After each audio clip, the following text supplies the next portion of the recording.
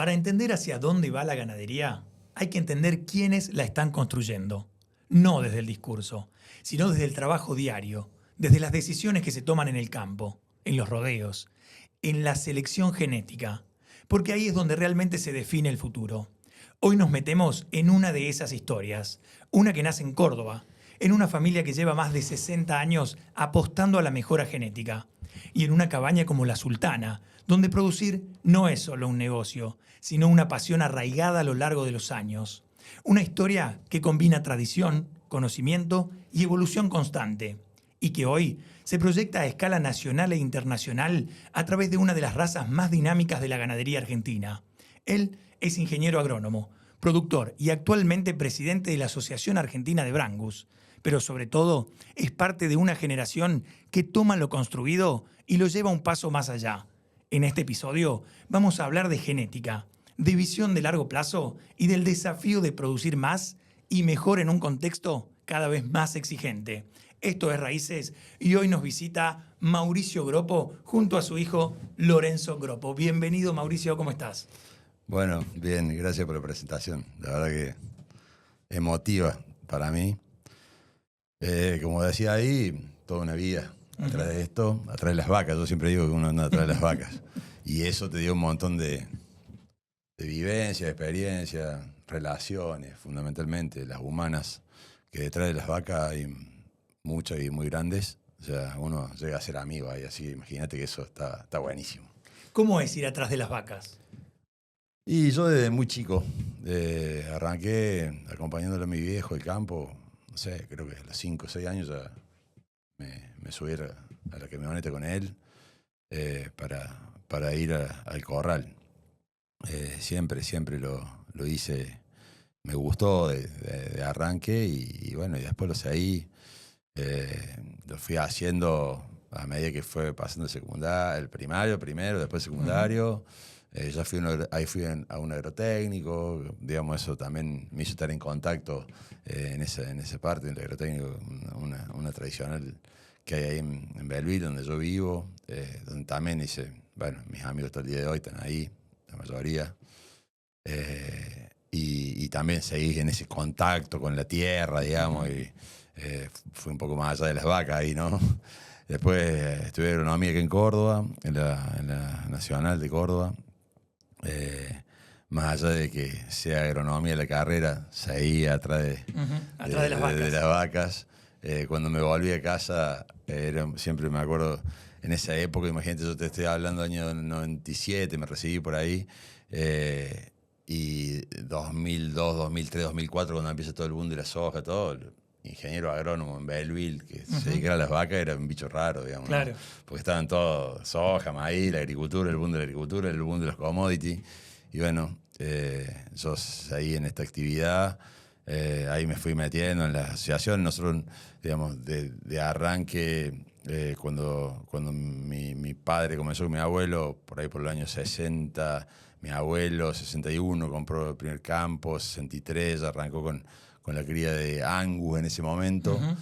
Bueno, ahí fue mi formación, en los inicios fue todo con Angus, y bueno, después en el 2004 nosotros empezamos con la cría del Brangus y me fui metiendo más en el Brangus y bueno, me atrapó un poco lo que yo vi en el Brangus desde el punto de vista de hacia dónde iba la frontera ganadera, no en Argentina, sino a nivel mundial, que hoy ya está redemostrado porque con Brasil, como productor número 1 de carne, digamos, va hacia el trópico y subtrópico, digamos, eso es una realidad. En las zonas nuestras es mucho más, te diría, rentable. Hoy, ponele que ahora a lo mejor los números cambiaron un poquito, pero son circunstanciales, yo creo, retenciones de por medio y eso, donde la ganadería mejora un poco versus la agricultura, pero la agricultura es siempre más rentable, el retorno es más rápido, entonces, bueno, nuestras zonas templadas, si querés, como la del centro de la Argentina, es como que están más limitadas para la producción ganadera, y cuando te vas hacia las áreas subtropicales, tropicales, como que tenés mucho más espacio, hay mucho más oferta forrajera, y entonces donde la fábrica, que es una fábrica de carne, arranca un rodeo de vacas. Claro. Entonces ahí es donde se puede desempeñar, y bueno, ahí vi que el Brangus por ahí venía y me gustó y me metí, y bueno, como dijiste recién, yo soy presidente de la asociación. Sí, nada más ni nada menos. Está bueno. ¿Cómo es llevar adelante esa tarea? ¿Vos lo pensabas mucho tiempo atrás? ¿Decías, yo quiero ser presidente o algo que se fue dando a lo largo del tiempo? No, creo que no sé si alguna vez dije yo quiero ser presidente de Brangu, pero sí siempre tuve la convicción que las cosas, o, digamos, en una determinada actividad, la que sea, en este caso la raza Brangu, de la que estamos hablando, pero siempre para lograr los cambios y las propuestas que uno tiene es desde adentro. O sea, no me gusta criticar desde afuera, siempre me gusta estar adentro. Y bueno, de esa forma yo me fui metiendo. Tuve también antes en la asociación de Angus, tuve un paso ligero por la de Bradford, por una cuestión de unos trabajos que yo tenía como asesor, y no como creador, digamos, ahí. Y bueno, después cuando nos enfocamos directamente en el Brangu, bueno, seguí estando ahí y bueno, hizo que siguiera y que llegara, que me tocara mi turno, digamos. Yo creo que siempre cuando a uno le toca estar en esos lugares, ocupando esas sillas en una comisión directiva, si vos tenés compromiso y dedicación y le vas poniendo tiempo y obviamente no es una sola persona, acá siempre yo hablo, somos equipo, es un grupo de gente, pero bueno, a uno le toca hacer la cabeza y cuando te eligen para hacer, tenés que estar, digamos, ¿no? ¿Y cómo fue? En ese momento que a vos te eligieron, ¿vos te lo esperabas? ¿Te sorprendió? Y en el momento en que vos decís, bueno, soy el presidente, ¿cómo encaraste esa situación? Mirá, en realidad llegó por una situación no tan grata, por el hecho de que al que le hubiese tocado antes que a mí, capaz que en la línea de asociación después me tocaba a mí, bueno, Martín García Fernández, un crack en todo lo que es el ambiente ganadero, no solo de Argentina, sino de toda Latinoamérica, te diría. Bueno, tuvo una enfermedad y nos dejó, y bueno, entonces me tocó repentinamente a mí, pero sí, ya uno, cuando vos te metes un poco en esa línea de sucesión, decís, bueno, en algún momento te toca.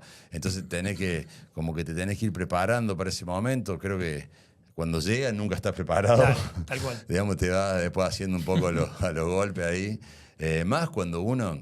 yo me acuerdo siempre cuando me tocó, no sé, hablar la primera vez como presidente, dije... Yo soy bueno para el corral y no para el atril, lo primero que se me salió a decir, claro. Porque digamos, siempre uno anda más en el corral que claro, atrás de la vaca y no de los micrófonos. Un discurso claro. en un atril, digamos, ¿no? Eso es una realidad. ¿Cómo fue tu primer discurso? ¿Lo recordás? Sí. Me presenté como soy. Y dije que era hijo de mi viejo, hermano de mi hermano, que tenían mi mujer y mi hijo. Y que siempre había andado atrás de la vaca. Eso dije. Me emociono porque... Claro, que fuiste vos mismo. Sí, eso dije. Y después conté un poco las ideas que tenía para llevar adelante en el Brangu, o que teníamos, porque ahí sí ya era más de equipo, pero fue eso. Me presenté como era, porque yo dije, seguramente acá hay mucha gente que no me conoce, entonces voy a decir quién soy, papá, y dije quién era. ¿Y de aquel primer discurso a hoy, en qué sentís que evolucionaste o cómo te ves hoy? Que eso, creo que la facilidad para, no sé, para agarrar un micrófono y hablar y desenvolverte en diferentes temas, todo más fluido, todo, digamos, ya no tenés ese miedo escénico, si querés, que te sigue dando hoy, pero mucho menor a lo que fue en ese momento. Y bueno, y está, ya vas naturalizando el accionar, digamos, ¿entendés? Como me toca en este caso ser presidente de Brangu, digamos. Pero creo que siempre basado en lo genuino, en lo que uno es, en lo que uno piensa. No perder la esencia. No perder la esencia, basándote en los equipos, en toda la gente que te rodea. A mí me gusta decir algo, ¿viste? Yo, en la comisión que tenemos hoy de Brangus, hay gente muy valiosa, no solo en los directivos, sino también en el staff. Hay gente que es mucho mejor que yo. Digamos, y eso está bueno, cuando te rodea de bueno, siempre es más fácil que las cosas salgan bien, digamos, ¿no? Obviamente, como siempre, algunas te pueden salir mal, a Digo, veces erramos, pero... Brangus, independientemente de ser una raza, obviamente, es una familia también, ¿no? Sí, sin dudas. Mirá, me gusta hacer estas comparaciones, porque yo las conozco las dos, nací en el Angus, después me terminé pasando por el Brangus, pero tienen mucha diferencia de edad, ¿no? Las razas. O sea, imagínate que en 1878 llegó el primer ejemplar Angus a Argentina, ¿no? Por la familia Guerrero, que fue la que metieron el Angus en el país. Desde ahí pasaron 100 años hasta que naciera la Asociación de Brangus. O sea, en 1978 nace la Brangus. O sea, Claro. no sé, o sea, son 100 años de diferencia de vida.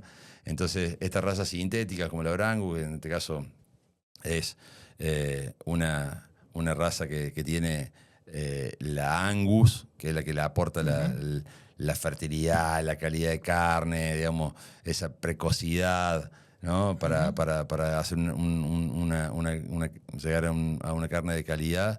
Y la parte esa cebuina, ¿no? Que mete el Brahman o el Nelor, que son las dos razas que más se usaron en la conformación de la raza, que te da la adaptación al medio, a la rusticidad, al trópico y al subtrópico. Digamos, estas razas son mucho más nuevas, empezaron a la mitad del siglo pasado más o menos a desarrollarse. La Brangus arrancaron en Estados Unidos en su momento, y bueno, acá también empiezan a hacer el primer cruzamiento, pero recién en 1978 se instala la raza Brangus, se nace la Brangus con una asociación, con un grupo de criadores.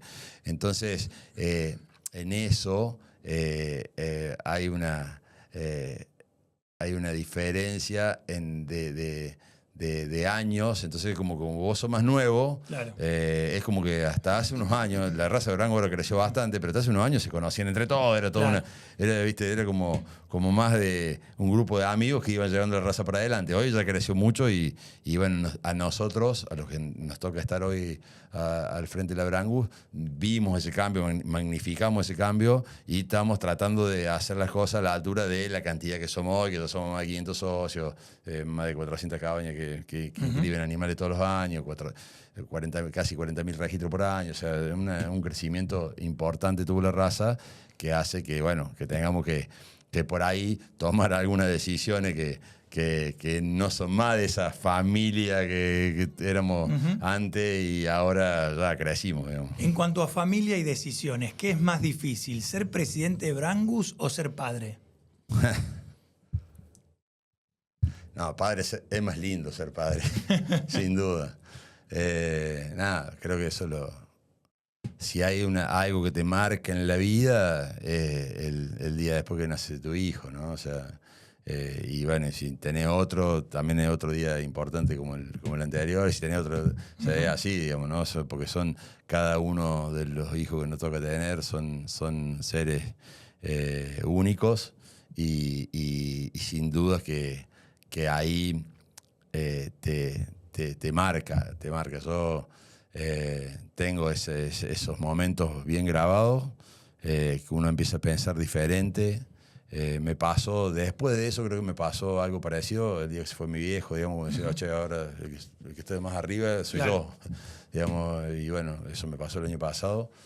Y también son días que, viste, que son momentos que te marcan, bueno, pero como el nacimiento del hijo, o sea, no, creo que no hay. Bueno, y lo tenemos acá Lorenzo, que él nos va a dar su visión como hijo ahora.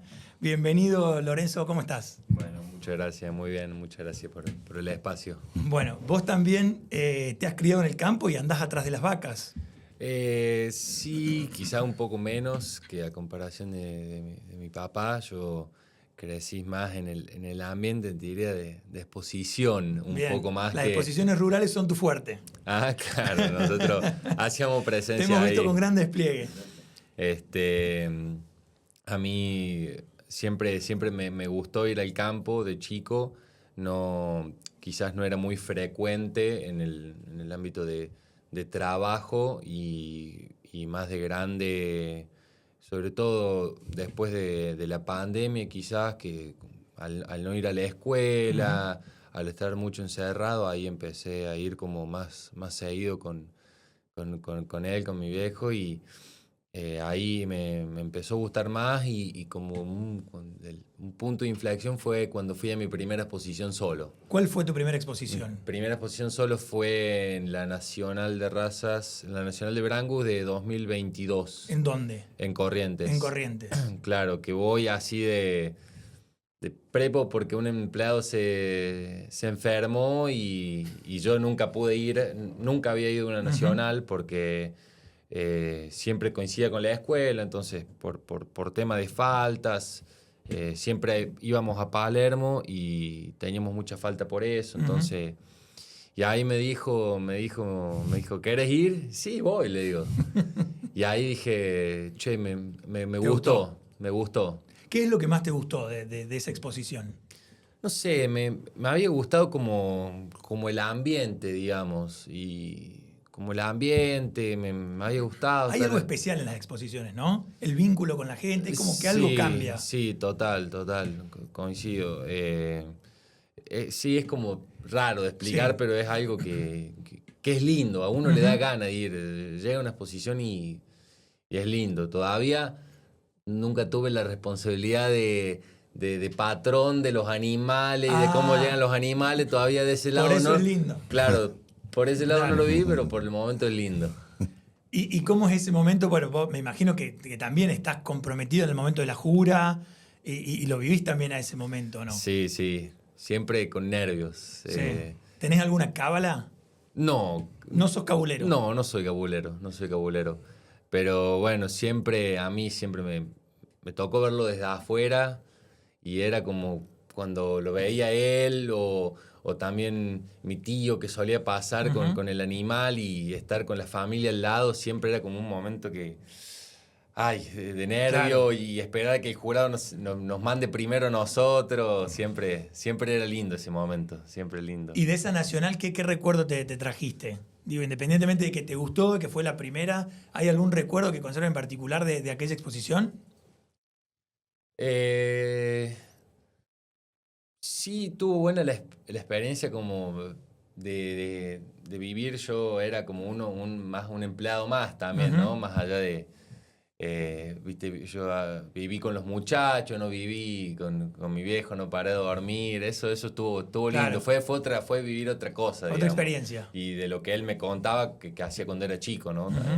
Revivir eso. Claro, exacto. Bueno, hoy estás estudiando agronomía. Hoy estoy estudiando agronomía acá en la Nacional de Córdoba. ¿Estás en tercer año? En tercer año, sí. ¿Y cómo la venís llevando? Bien, me gusta la facu, la verdad que...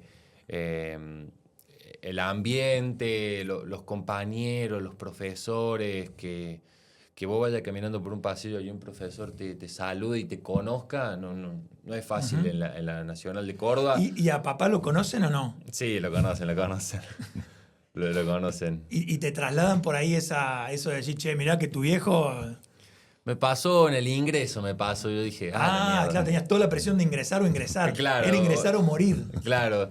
Me pasó que en el último parcial entrego y viene el profe y me dice, ajá, Gropo, ¿qué eso de Mauricio? Él dijo, bueno, más vale que entré, ¿no? Claro, ahí está, claro, era mucha la presión. Ahí dijimos, apa. Había presión. Sí, bueno, pero... ¿sentiste en algún momento esa presión, digo, después de ahí, durante la carrera o a lo largo de tu vida? Porque viste que uno por ahí es una herencia que uno lleva consigo y que algunos logran decir, bueno, no, lo naturalizo, o por ahí vos sentiste que en algún momento te generó alguna dificultad. Quizás sí, pero más porque yo me metí esa presión. Jamás ni él, ni mi mamá, ni nadie de la familia me metió presión como para que, no sé, tenga que seguir con lo que estamos... Con el legado. Con el legado, exacto. Sino que quizá era por ahí una presión más que me metía yo, a lo mejor, no sé, a comparación de mi hermano, quizás yo era un poco más visto, porque, por ejemplo, en 2 Palermo se ha ido, se le Sultana gana la gran campeona hembra, 2 vacas con cría, yo al lado de él con la cría, entonces era como... Y siempre viste, che, Gropito, ¿y vos cuándo? Vos sos Gropito. Claro, Gropito, che, Gropito, ¿y vos cuándo? Pero después no, se fue llevando... Se fue diluyendo. Sí, se fue llevando más tranquilo. sí me gusta todo esto, pero en cualquier momento, no en cualquier momento, digamos, yo después puedo disparar en el mismo ambiente, pero para otro lado. Claro. En eso. Te tenés bastante claro, digo, tus objetivos y tus metas. Sí, o sea, todavía no bien que yo quiero hacer esto, sí o sí, pero sí en el rubro. Me gusta mucho la ganadería, el mundo de la carne, eso. Bueno, me y tu interesa. hermano Alejo vive con vos acá en Córdoba. Vivimos los dos juntos, sí. Él estudia administración de empresa en la Católica. ¿Y cómo es la convivencia ahí entre el administrador de empresa y el agrónomo? No, perfecto. ¿Se llevan bien? Sí, nos llevamos bien. ¿Coordinan ahí quién limpia, a quién le toca lavar los platos? ¿Todo ordenado eso? Todo ordenado. En eso, bien. Capaz alguno limpia más que el otro, pero bueno. Claro, y sí, siempre pasa. Bueno, recién mencionabas esto de Palermo y de tu amor por las exposiciones, que por lo que me entero ahora es a partir de esa exposición de Corrientes. Me gustaría, Mauricio, bueno, que los dos me cuenten, pero me gustaría que empecemos con vos, Mauricio. ¿Cómo es vivir las exposiciones en familia? Son buenos lugares para compartir. Creo que mucho de eso se hace en familia, no por la experiencia, si querés, muy personal. Vos ves en general, en las distintas razas, en las distintas especies que la familia comparte esos momentos. Es como, no sé, es como ponerle si acompañar a tu hijo al campeonato de un deporte puntual, Sí. ¿viste? O a la gira de esto, a la gira de lo otro. O sea, eso pasa. Normalmente hay buen ambiente. En eso yo creo que es para destacar fíjate, en el circuito de exposición, en la ganadería, competimos. No digo que no haya por ahí alguna situación de más pica y eso. Sí, lo sé, porque de hecho incluso te lo pregunté a vos y me lo comentó él también, que hay como una especie de pica entre Brangus y Angus, que vamos a entrar después, que es como un Boca River, y que ahora yo encima me vengo a enterar que vos vestiste la camiseta de Angus con mucho orgullo, pero bueno, entiendo que no es tan así como un Boca River, pero que está bueno que exista también como ese folclore, ¿no? Sí, hay alguna entre razas, también entre cabañas pero hay muy buen ambiente en ese aspecto, como te digo. Nosotros competimos, pero a la vez ponemos metas en común para diferentes cosas, para armar, no sé, la parte comercial de un evento, la venta, esto. O sea, te diría que hay mucho... hay mucha más cordialidad entre los competidores que en otras actividades, ¿me entendés? Sí. O sea, todo es mucho más ameno, digamos, ¿no? Eso se nota. No, por eso te decía que por ahí hasta terminaba siendo amigos. Claro, eso te iba a decir, que yo noto eso, hasta incluso que yo, por ejemplo, si te puedo ayudar, si se pueden ayudar entre ellos con alguna herramienta o con algo entre los colaboradores. Claro. Eso, lo que te decía recién Lorenzo de su vivencia cuando le tocó ir, porque él, ¿sabes? Fue de peón raso, ¿no? O sea, eso es lo que él decía. Claro, bueno, pero entre ellos, ahí sí que realmente existe una hermandad y una cordialidad espectacular. Y todos se ayudan entre todos y, digamos, siempre se fomenta eso, ¿no? Los que estamos por ahí en la parte dirigencial y eso siempre hay alguna... no sé, alguna charla motivacional o alguna charla puntual más técnica, no sé, en la parte sanitaria o en la parte de manejo de animales y todo, pero viste que todos vengan juntos, que todos terminan comiendo todos juntos, viste. Creo que eso es muy bueno, se da con la gente que trabaja en la raza, por lo menos hablo en este caso particular de la Brangus, pero en la época que estuve en la Angus también tratábamos de hacer eso, no sé, o de organizar, no sé, el campeonato de fútbol que todo, viste, se juega, y que terminás jugando, compitiendo en la cancha, pero después está el tercer tiempo, como en el rugby, claro. ¿viste? O sea, eso, viste, se da mucho y eso creo que hace a que la familia tenga cabida en ese tipo de actividades, como en este caso, como estamos hablando, que son las exposiciones. Está bueno. ¿Cuáles son para vos las 3 mejores exposiciones en Argentina? Para vos, ¿eh? No hace falta que sea por grande o por chica. La que vos digas, para mí en Argentina, estas son las 3 mejores exposiciones rurales. Y mirá, creo que Arranquemos de abajo, en tercer lugar. Y en tercer lugar te voy a poner la que a mí me gustaba ir cuando era chico, que se llamaba Angus, que era Jesús María. Que Jesús era María en tercer lugar. La local, digamos. Es linda la de Jesús María. Es Sí, buena, sí, es sí, buena, sí. es buena. Es lindo y aparte es cerca. Sí, Estamos acá sí, en Córdoba, sí, es, sí. es Yo accesible para ir. Te diría que estaba ahí entre Jesús María y Río Cuarto, pero me quedo con la Jesús María. Puesto 3, Jesús María. Puesto número 2. Y ahí, eso es palo a palo. Uno de dos tiene las dos cosas diferentes. Sin dudas que las nacionales ahora todas juntas, o la nacional de Branco contra la nacional de Branco, y la de Palermo, ¿viste? Son muy importantes las dos. Me parece que como emblema, hoy por hoy, sigue siendo número 1 Palermo en Argentina. Este año cumple 160 años. Sí, o sea, sí, creo que esa no admite discusión. Una actividad que esté vigente 160 años en cualquier rubro de cualquier actividad del mundo. O sea, no hay mucho. No hay mucho. Incluso cada vez es más grande. Claro, exactamente. Eso es muy, muy impactante. Y en la nacional que hoy hacemos hoy en Corrientes, antes era en Chaco, digamos, pero digo, lo que hace la raza del norte, que cuando fue el Congreso Mundial del 2023, superamos, o sea, hubo 545 animales en la pista. O sea, ver esa cantidad de brangus que hoy es reconocido a nivel mundial, porque, digamos, cualquier criador de brangus de cualquier país del mundo que viene y ve esa exposición se va maravillado de la calidad de brangus que hay en esa pista. Digamos, eso también es bien importante. Claro, pero bueno, pero vamos a respetar por tiempo. Decilo vos, entonces así nos queda ahí a nosotros agendado. Vamos a poner Palermo número 1, Nacional de Brangus, en este caso número 2, y voy a poner como 3 la de Jesús María, por el corazoncito de chico. Bueno, vamos a ver qué dice Lorenzo y ya salimos de la Expo y vamos a hablar de otra cosa, pero me parece que ustedes saben mucho de Expo y creo que son las personas indicadas para darme ese top 3 de las mejores exposiciones. En tu caso, visto con los ojos, no te dejes condicionar por lo que dijo tu viejo. Es verdad que Palermo es muy buena, muy grande y que aparte al ser en Buenos Aires, en la capital, tiene todos sus condimentos. Pero para vos, las 3 mejores exposiciones, ¿cuáles son? Yo creo que coincido un poco.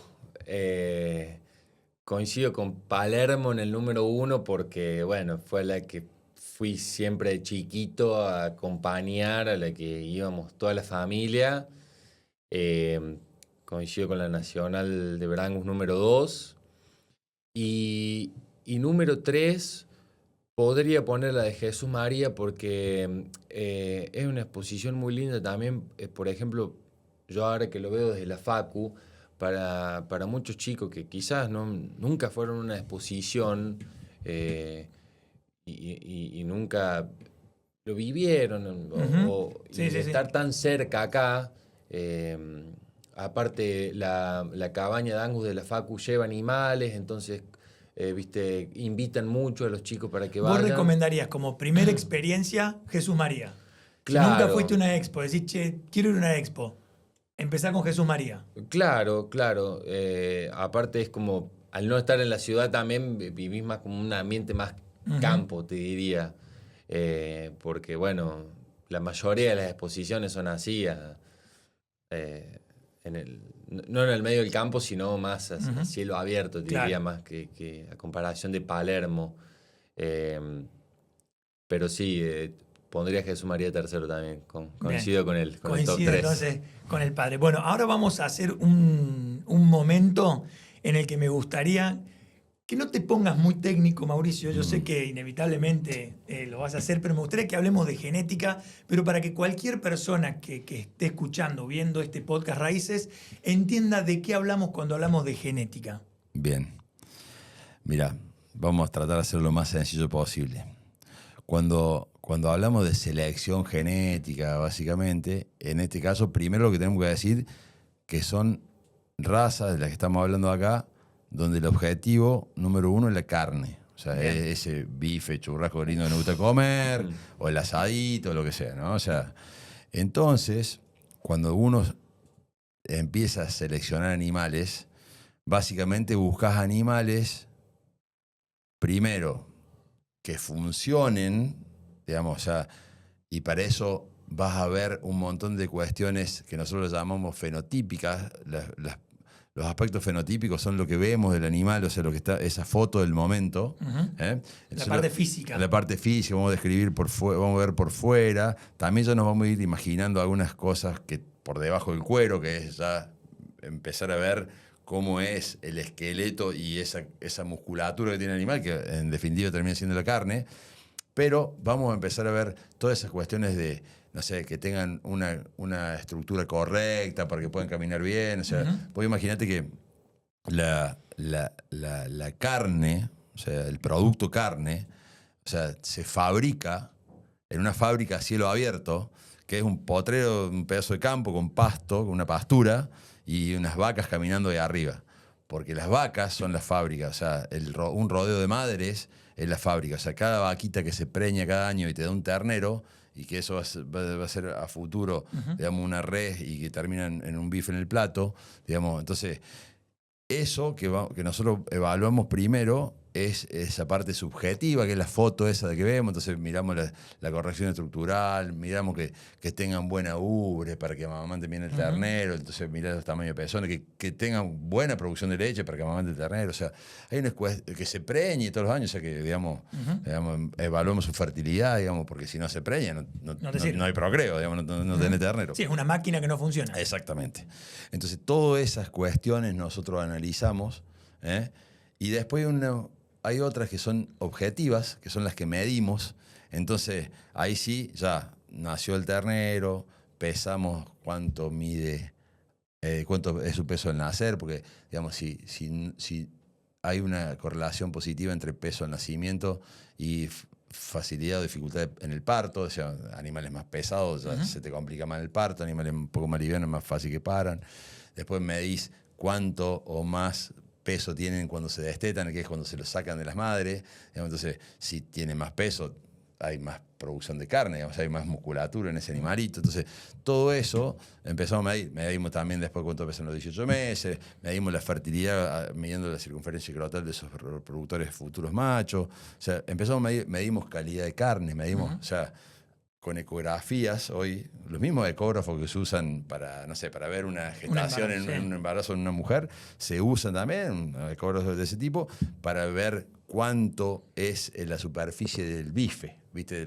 Cuando te comes un bife chorizo, un ojo de bife, ¿viste? Sí. Bueno, se mide esa superficie, entonces, porque está asociado, digamos, mientras más área de bife tiene un animal, hay una correlación positiva con toda la producción de músculo de su cuerpo. Entonces, digamos, tomamos mediciones desde el punto de vista carnicero también, o sea, se hacen un montón de medidas y esos te generan un montón de datos que los programas genéticos de cada raza hacen las evaluaciones. Entonces vos, entre los datos reales, concretos, objetivos, más lo que vos ves, o sea, la parte esa de la foto, del fenotipo, digamos, uno va seleccionando. Y hoy además también tenemos el genoma, o sea, tenemos la parte genómica que también nos ayuda mucho más para intuir cómo va a ser la descendencia de ese animal que estamos seleccionando. Todo eso es lo que hacemos cuando seleccionamos genéticamente, básicamente para que podamos, en una misma unidad de superficie, en ese potrero con pasto que decíamos, producir más carne. Básicamente bien. Ese es el objetivo número Producir uno. más. A eso apunta la genética. Si estuviéramos hablando de raza de leche, sería para que las vacas te den más leche. Pero básicamente en estas que son de carne, eso, digamos, y bueno, en eso después tenés diferentes objetivos. Una cosa, si va a ser un novillo para exportación, tenés que llegar con un novillo de un determinado peso, que el tamaño de bife sea de un determinado tamaño, porque los mercados de afuera son una cosa, los mercados internos son otra. Entonces, pero digamos, ahí empiezan un montón de se conjugan un montón de características a la hora de seleccionar, según el objetivo para dónde vas a ir, pero para ser bien simple, nosotros vemos el animal, cuestiones que son importantes para la funcionalidad de ese animal, para que funcione, ¿viste? para que procree, para que todos los años nos dé una cría, porque recordemos que la gestación de la vaca es casi igual que la mujer, o sea, son 9 meses y 10 días ya, digamos. Entonces tenés chance de un ternero por año, digamos, salvo que tenga Claro. mellizo, te da 2, pero si no, lo más probable es que tenga 1. Y después están todas las evaluaciones estas que los programas genéticos de cada raza los llevan adelante y bueno, y es un poco la tarea que nosotros también tenemos dentro de la asociación. La asociación, en este caso la de Brangus, tiene su programa genético donde todos los criadores mandamos todos esos datos que vamos midiendo y bueno, y ahí se procesan todo y bueno, y hay animales que tienen mejores datos que otros para una característica y otros para otra. ¿Hay alguna región de la Argentina que tenga donde mejor rinda Brangus? Y mira qué buena pregunta que haces. Está buena, está buena. Porque eso no te había dicho cuando te dije la composición de la raza. La raza Brangus tiene una particularidad. No solo la Brangus, todas las que son sintéticas en este caso. Tenés la Braford, que es con Hereford y también una componente cebuina. Tenés la Santa Gertrudis, que es con Yorton y también la componente cebuina. Pero estas que son de las británicas puras, como esta, la Angus junto con el Cebu, se hizo la Brangus, ¿no? El BR viene por el Brahman que se usó, digamos, el Cebu que se usó para mezclar con el Angus y dio, digamos, hace que le dé una plasticidad a la raza, digamos, según vos, o sea, para dónde te muevas con ese porcentaje de Angus o de Brahman o de Cebu que vos tengas, podés hacer un animal más tirando a Angus o más tirando al Cebu. Y según a donde vos te vayas con ese tipo de animal, te vas del subtrópico hacia la región templada o del subtrópico hacia la región tropical. Entonces, o sea que se puede adaptar a distintos suelos. Esa versatilidad, esa plasticidad que tiene la raza Brangus la pone en ventaja comparativa, por ejemplo, de la Angus, en ese caso. Que la Angus hoy es la raza, te diría, es el programa de carne número 1 a nivel mundial, o sea, la raza por excelencia en las zonas templadas, pero es de zona templada. Porque una raza británica como la Angus, de excelente calidad de carne, de muy buena fertilidad, precocidad, cuando la pones en un clima subtropical o tropical se complica, porque los ectoparásitos, la temperatura, no está preparada para esos ambientes. Entonces, en eso, te diría que del centro, o sea, centro-norte de Argentina, el Brangus tiene su lugar, digamos. Pero si te haces un animal con muy poquito Cebu, que nosotros lo tenemos, esa variedad. O sea, eso vos lo van equilibrando. Claro, y eso es una ventaja, una virtud que tiene la raza. Que vos puede como mutar de alguna manera. Claro, que vos podés ir, digamos, cada criador hace el tipo de Brangus que su ambiente le pide, digamos, ¿entendés? Eso como ventaja está bueno. ¿Y en Córdoba qué tipo de Brangus tenemos? Es el Brangus típico, que es el que está estabilizado más o menos le decimos del 3 octavo, que es un tercio de sangre Cebu, 2/3 de Angus, más o menos, para que te dé una idea, que es más o menos donde está el promedio de la raza a nivel mundial. O sea, el 3 octavo que le decimos, que sería 62,5 y 37,5, o sea, 3 octavos Cebu, 5 octavos Angus, o sea, 37,5 de Cebu y 62,5 de Angus, en ese porcentaje, que es más o menos como está estabilizado. Nosotros tenemos un trabajo hecho acá en Brangus, de cuánto Angus y cuánto Brahman tienen los padres más influyentes de la raza, y estamos 66, 36, 33, 66. 33 de Cebu y 66. Claro. O sea, eso dio el promedio de todos los padres medidos. Claro, entonces, o sea, todo eso está medido. Claro, todo medido, y hoy la genómica nos ayudó con eso, ¿no? Hoy la genómica hizo que podamos saber cuánto porcentaje de Cebu y de Angus tiene cada animal que nosotros mandamos. Y eso es un análisis genómico, hoy vale $30. O sea, claro. 40 y pico mil pesos. ¿No? Es accesible. Digamos, muy accesible, sí, muy accesible, y podemos saber eso, digamos, ¿no? O sea, bueno, y a nivel, porque recién lo mencionabas, ¿no? A nivel internacional, hoy Argentina en lo que respecta a Brangus, ¿en qué nivel estaríamos? Y estamos en el podio casi en lo más alto. Bien. Sí, está, o sea, hay otros países que trabajan muy bien. Trabaja bien Estados Unidos, acá los vecinos trabaja bien Paraguay, trabaja bien Brasil, Uruguay tiene menos, pero también hay criadores que crían muy bien. Hay cosas interesantes en Sudáfrica, en Australia también. Ahí creo que te fui nombrando todos los más importantes. Y a la hora del consumo... México también tiene algo bueno, pero Argentina tiene muy buena reputación y la genética Brangus argentina está muy demandada. Por ejemplo, hoy las exportaciones de semen de raza de carne en Argentina, el número 1 es Brangus. Superó a Angus ya. En uso interno no, es segunda Brangus. Claro, pero a nivel internacional, pero de exportación. digamos, a nivel de exportaciones, Brangus ya está de número 1 en uso de en venta de semen. ¿Y el consumo? ¿A qué países van el Brangus? El que se produce en Argentina, por ejemplo, ¿quiénes son los que más demandan? ¿Consumo de genética?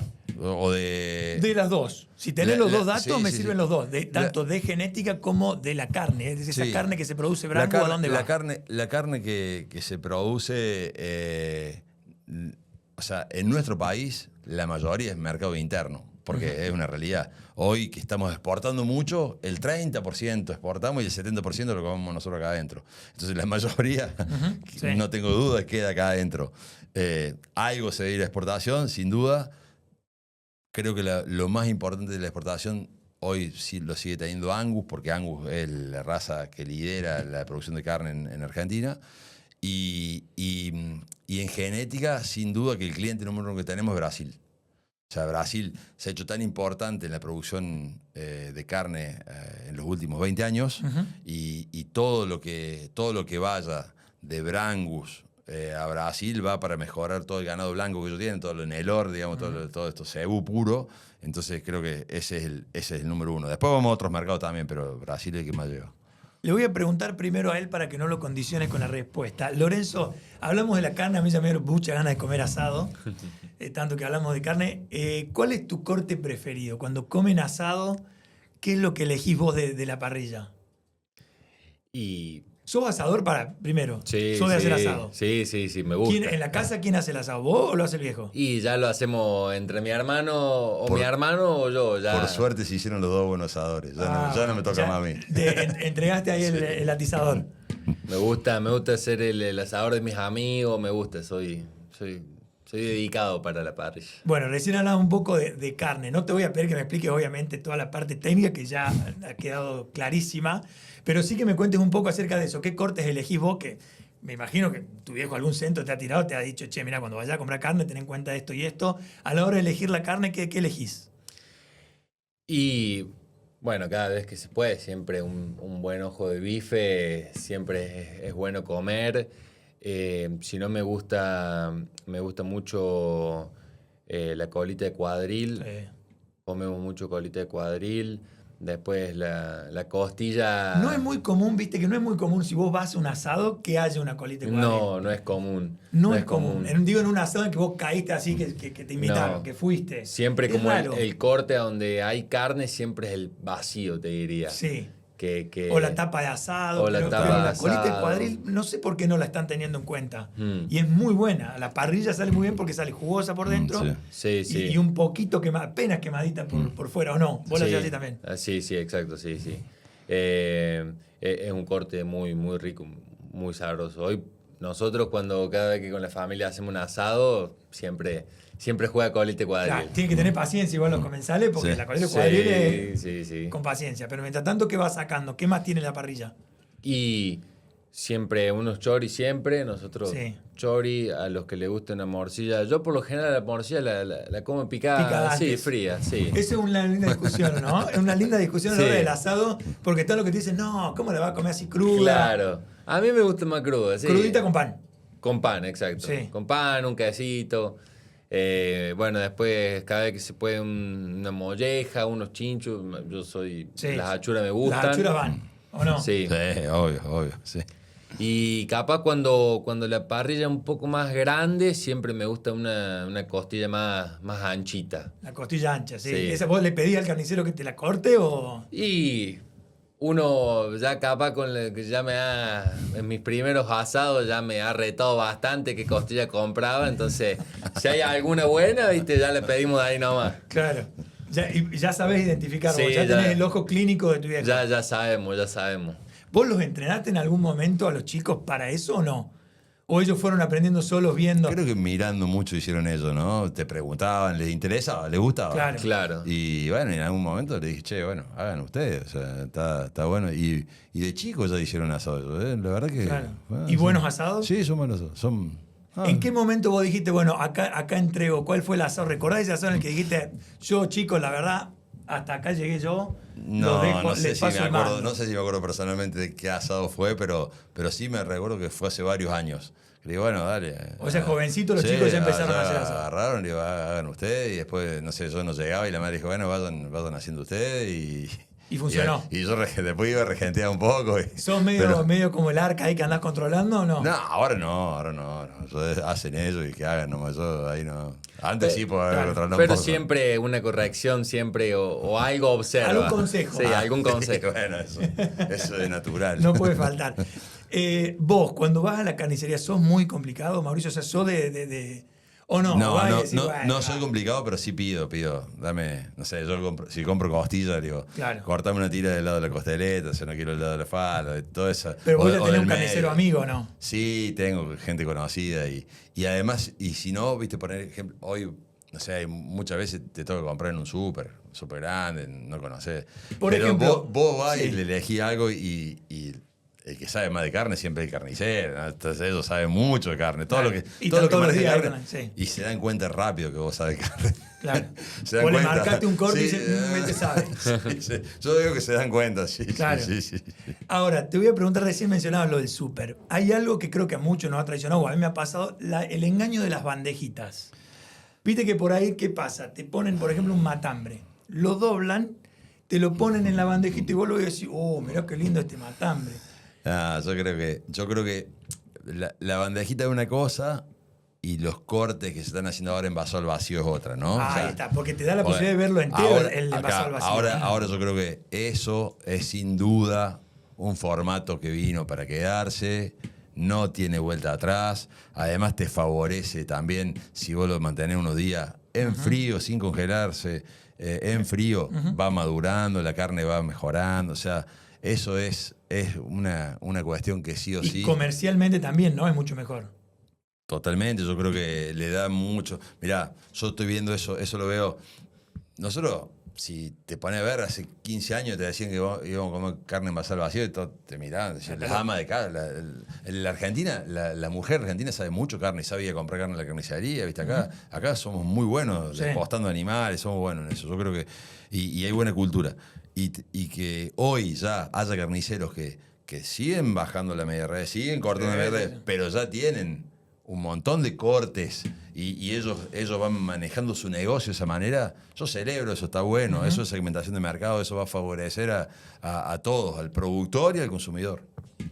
Pero el envasado al vacío, me decía que tiene una gran ventaja. Sí, tiene. Para mí tiene todas más positivas que negativas. Y a mí lo que me gusta es eso, que ves el producto entero. Sí, lo la ves todo. bandejita, vos Sí, lo das vuelta al exacto. matambre No y hay ves, gente incluso que abre la bandejita. Yo Pero no me además, animo y además tanto. que eso tiene aire, o se le quedó aire adentro, no es lo mismo. El envasado al vacío tenemos otra seguridad. Ahí Digamos, está. sanitaria. Está bueno el consejo para tenerlo en cuenta. Bueno, vamos a ir cerrando. Me gustaría que Lorenzo me cuente un poco acerca de los viajes que has hecho. Has tenido la posibilidad de viajar también, conocer otros lugares, otras formas de producir. Contanos un poquito a qué lugares viajaste. Mi primer viaje fue apenas terminé el secundario. Quería viajar, estaba convencido y postergar un poco la facultad y mi viejo conoció una gente que siempre acepta, que siempre ha aceptado, así, gente de varias partes del mundo, son australianos. Así que hablamos, nos pusimos en contacto. Tuve la oportunidad de conocerlo antes de ir, porque fue antes de... yo cuando me fui fue después del Mundial de Brangus. Ellos vinieron, los conocí, estuve con ellos. Allá en Australia me fueron moviendo por algunos otros campos. Y después ya me lancé un poquito más yo. ¿Qué viste allá? Ahí... Como no tenía tanto ojo, pero sí pude notar que es muy diferente el animal de ellos a comparación del nuestro. Sí, sí, como que decía, che, esto no es lo mismo que Argentina. La forma en la que trabajan, viste, bueno, es un poco como Estados Unidos también. Al ser, no sé, muy caro tener empleados, se levantan ellos salen a dar de comer a los animales, ellos hacen esto, se rompe cualquier cosa, lo arreglan ellos, no llaman a nadie. Claro. Como que. Y la gente que, por lo general, que tiene animales, viven en el campo. Viven en el campo. Yo, la mayoría que conocí, nadie vivía en la ciudad. Ellos Claro. viven en el campo. Y todos trabajan, ¿no? Desde el padre, la madre, los hijos, ya desde chiquito. Bueno, eso lo vi ahora mucho. Recién vuelvo de Estados Unidos, hace menos de un mes que estuve, que volví, digo, tuve 2 meses en Texas, en un rancho, y eso ahí lo vi mucho. Fui a la exposición esta, al rodeo de Houston, que es una exposición enorme. Es el rodeo más ¿Y cómo grande. son las exposiciones allá? Bueno, Digo, tuviste la posibilidad de comparar, qué sé yo, un Palermo con Houston. Y esta tiene la particularidad que es todo animales, ¿no?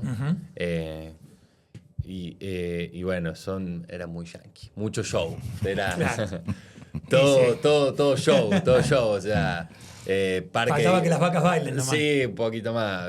Parque de diversiones adentro de la exposición. Claro. Sí, como uno lo veía en las películas, ese típico parque de diversiones yankee, así. Pero no, una locura la exposición, ¿no? Está muy buena. Y estando muy buena. afuera, ¿qué es lo que más extrañabas? Y siempre la cultura, ¿no?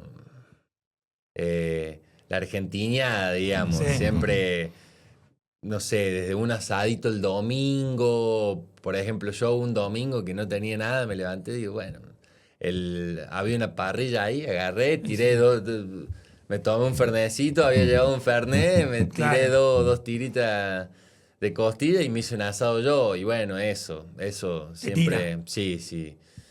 Mismo me pasó allá en Australia, que en Australia estuve un poquito más, tuve 6 meses, era como que es hermoso viajar, a mí me encanta viajar, pero voy a decir, yo pertenezco a otro lugar, decís. ¿Te falta algo? Sí, me falta algo, exacto. Yo cada vez que voy, vuelvo con muchas ganas, por más que todo haya sido muy lindo Y por ahí también es distinto el trato, ¿no? Me ha pasado, por ejemplo, a mí que cuando viajas, por ejemplo, esto de los abrazos, incluso para ellos es Total. extraño esto, ¿no? De la cercanía, Total. el abrazo, el compartir esto, un café o tomar algo. Es como que son mucho más independientes, ¿no te dio esa sensación? Sí, bueno, me pasó en Australia, que recién llegaba y fue como lo primero que vi distinto, digamos. Con esta gente que llegué al hecho de estar en contactos con otros, viste, ya estaban un poco más acostumbrados, me dieron un abrazo y bienvenida, pero, por ejemplo, nosotros acá en Argentina, entre mujer y hombre, estamos acostumbrados a saludar con un beso. Claro. Allá no, allá a veces, si no te conocen, ni siquiera te dan la mano, o sea. Nada. O sea que estaba difícil para conseguir novia allá. Sí, un poquito. Bueno, me gustaría que antes, ya estamos con el tiempo justo, pero no quiero que dejemos de hablar de la Sultana. Mauricio, contame un poquito la Sultana, por qué se llama la Sultana, la cabaña, y háblame un poco, describímela. Bueno, esto fue 1961, por ahí, cuando mi abuelo compró ese campo. Y el nombre del campo tiene que ver con el dueño anterior. O sea, porque ese era el nombre que tenía el campo. Y este señor, mi abuelo era comerciante. Él no estaba en la ganadería, él estaba tenía un almacén grande, Ramos Generales, en Morrison, un pueblito que está al lado de Belleville, donde nosotros vivimos ahora. Yo viví en Morrison hasta los 10 años. Y se entera que su cliente vendía este campo, se entera, entonces lo llama por teléfono, con las comunicaciones telefónicas de ese momento, ¿viste? Llamar a la unión telefónica, fichita así. Sí, esperar.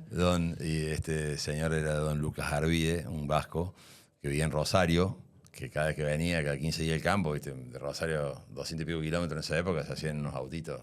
Claro. Demoraba 5 horas, para hacer 200 kilómetros, 6 horas. Y Entonces, dice, me enteré que don Lucas, ¿cómo le va a Gropo de Morrison? Me enteré que vende su campo. Sí, yo soy vendedor. Bueno, perfecto, yo soy comprador. ¿Y cuánto vale? Tanto. Bueno, dice, está. Hacemos negocio, cerramos negocio. Bueno, yo voy dentro de 15 días, voy para allá. Vamos a la escribanía de don Torril y ahí hacemos todos los papeles, firmamos todo. Listo, está, cerrado.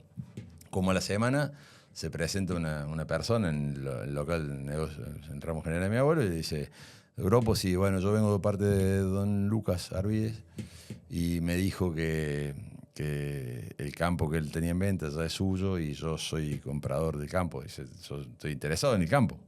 Pero si don Lucas le dijo que es mío, está bien, es mío. Sí, tenemos cerrado el negocio con don Lucas. Dice, sí, pero yo, dice, mi oferta es tanto. Se le ofertó el doble de la plata. Y mi abuelo le dijo, no, está bien, si don Lucas le dijo que era mío, yo no soy vendedor, muchas gracias. El tipo, bueno, gracias, se fue, hasta luego.